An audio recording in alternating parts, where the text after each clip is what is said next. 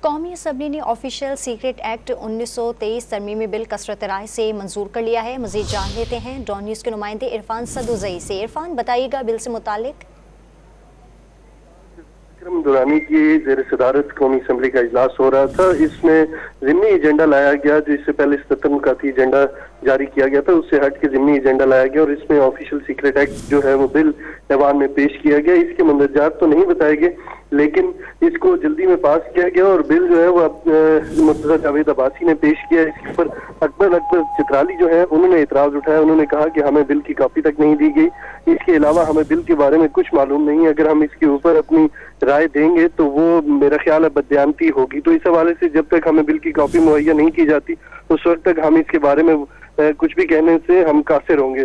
لیکن جو ایوان میں موجود اراکین تھے انہوں نے بل کے حق میں ووٹ دیا اور بل منظور کر لیا گیا۔ بہت شکریہ آپ کا عرفان صدوزئی۔